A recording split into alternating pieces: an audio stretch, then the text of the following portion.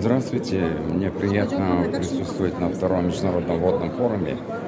И я являюсь профессором кафедры экологии и туризма Кыргызского государственного университета и являюсь членом Совета управляющих ЛЕЦа Алматы от Кыргызстана. То, что Таджикистан проводит и является лидером, именно инициатором проведения вот таких вот водных экологических конференций, акций, мероприятий, нас очень сильно радует.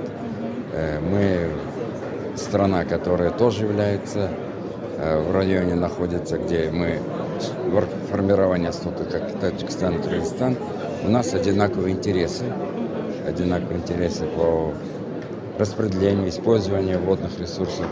И в этом отношении должен признать, что Таджикистан нас опережает. То, что инициативы, вот, какой сегодня коллектив собрался, сколько международных организаций, вот, ООНовские присутствуют, Всемирный банк, Азиатский банк, все очень сильные структуры, заинтересованные в рациональном использовании водных ресурсов, они здесь присутствуют. Потому что вода – это основа жизни. Основа жизни. Воды действительно хватает, но, однако, вопрос заключается именно в его рациональном использовании воды.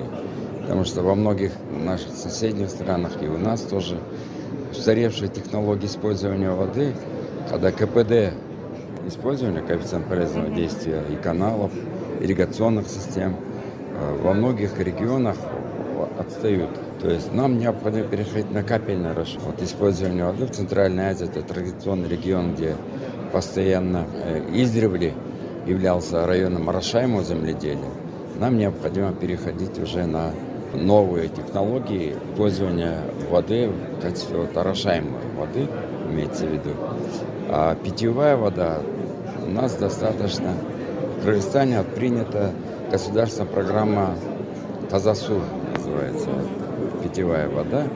Хотя вот во многих регионах, во многих селах, отдаленных, там у нас тоже были проблемы с обеспечением населения питьевой водой. Я думаю, в Таджикистане тоже такой вопрос стоял. Но, тем не менее, сейчас идет работа. Мы стараемся, чтобы обеспечить каждого человека, каждого жителя, каждую семью чистой питьевой водой. Вы который раз у нас в Таджикистане? Второй, третий, наверное. В прошлом году в первом форуме тоже участвовал. Но, безусловно, изменения видны сразу. Душанбе меняется. Пробок нет, как у нас, скажем, да? Транспорт, система, инфраструктура очень хорошая создана, дисциплина чувствуется, люди воспитанные, наши соседи. Вы знаете, что наша прабабушка Канаке – это дочь таджикского народа, и мы к вам очень уважительно относимся, потому что вот наш Манас, наш прадедушка, женился на таджичке Канаке Апа нашей, и у нас тоже кровь таджиков присутствует. Добро пожаловать, удачи вам.